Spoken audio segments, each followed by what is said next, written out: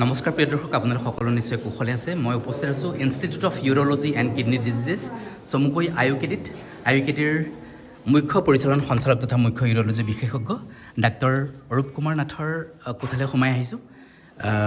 গতিকে আপোনালোকক তেখেতে ক'ব শেহতীয়া কি ধৰণৰ আপডেট আছে আইউকেডিত। ডাক্তৰ নাথ নমস্কাৰ, আপোনাক স্বাগতম। হয়, গতিকে আমি জানিবলৈ আহিছোঁ যে আইউকেডিত শেহতীয়া আপডেটটো কেনেকুৱা, আপোনালোকে কেনেধৰণৰ ৰোগীসকলৰ ৰেছপন্স, লগতে আপোনালোকে কেনেধৰণৰ চিকিৎসা সেৱা আগবঢ়াই আছে?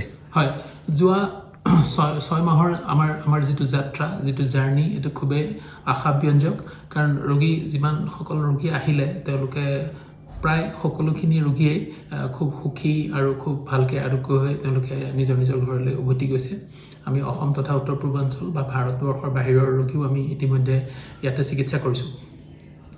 আৰু এই ছমাহত আমি বহুকেইজন খুব ক্ৰিটিকেল কেঞ্চাৰ অপাৰেশ্যন, কিডনীৰ, প্ৰষ্টেট গ্ৰন্থিৰ এনেকুৱা কেঞ্চাৰ আমি অপাৰেশ্যন কৰিলোঁ।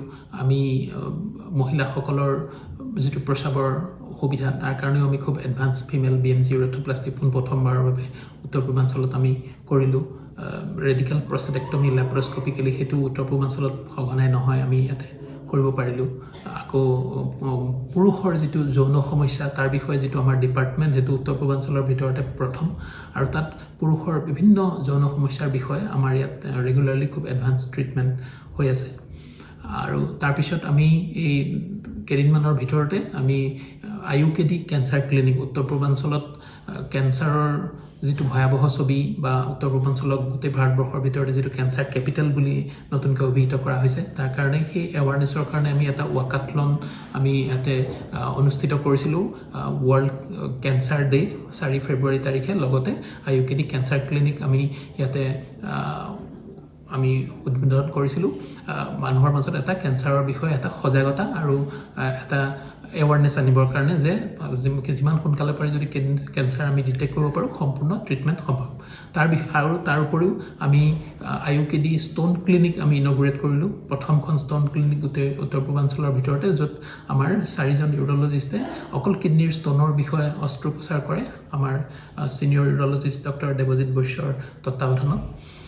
গতিকে আৰু আমি এটা প্ৰম'টিভ হেল্থ, তাৰ কাৰণেও য়োগা আৰু তাৰ উপকাৰিতা ইউৰলজিৰ বিভিন্ন ৰোগৰ ভিতৰত আমি ইয়াতে কৰিলোঁ প্ৰম'টিভ হেল্থ ছেশ্যন 1। গতিকে এই খুব কম সময়ৰ ভিতৰতে আমি এনেধৰণে কিছু সজাগতামূলক কামো কৰিবলৈ সক্ষম হ'লোঁ। গতিকে আমি আশা কৰিছোঁ যে আগলৈও এনেকৈ আমাৰ ৱৰ্ল্ড কিডনী ডে আহি আছে 14 মাৰ্চত, সেইদিনাও আমি কিডনীৰ বিভিন্ন বেমাৰৰ বিষয়ে আমি এটা সজাগতা সৃষ্টিৰ কাৰণে সেইদিনাও আমাৰ বহু অভিনৱ আমাৰ চিন্তা আছে। আমি ৰাইজৰ জ্ঞাতাৰ্থে বা ৰাইজৰ সুবিধাৰ্থে আমি কিছু প্ৰগ্ৰেম সেইদিনাও কৰিম। গতিকে আমি ভাবিছোঁ যে অনাগত দিনত আমি আকৌ এনেধৰণৰ ৰাইজৰ সুবিধাৰ্থে আৰু আমাৰ যিটো ভাৰত বা অসম চৰকাৰৰ অভিলাষী আঁচনি, আমাৰ দুখীয়া ৰোগীসকলক সহায়ৰ কাৰণে আয়ুষ্মান ভাৰত, আয়ুষ্মান অসম, ইয়াৰে যি কাৰ্ডৰ ব্যৱস্থাও আমাৰ অনতিপলমে আমাৰ ইয়াতে আৰম্ভ হ'ব।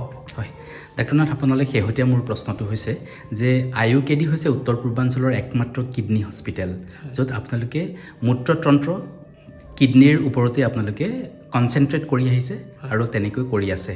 হয়, বহুতে ডায়েলিচিছ এই শব্দটো শুনি ভয় কৰে, বা এবাৰ ডায়েলিচিছ হোৱাৰ পাছত তেওঁলোকে ভাবে যে মই গোটেই জীৱনটোৱে কৰি থাকিব লাগিব ডায়েলিচিছ, বা ডায়েলিচিছ হোৱাৰ পাছত তেওঁলোকে ভাবে যে মোৰ জীৱনটো চমু চাপি আহিল আৰু। গতিকে এই ধাৰণাটোৰ ওপৰত আপুনি কি ক'ব বিচাৰে? আমাৰ খুব শেহতীয়াভাৱে আমাৰ হস্পিটেলত ফুল টাইম নেফ্ৰলজিষ্ট, আমাৰ কিডনী বিশেষজ্ঞ ডক্টৰ সুইটি কাকতি, তেখেতে আমাৰ ইয়াতে আমাৰ টীমত জইন কৰিছে।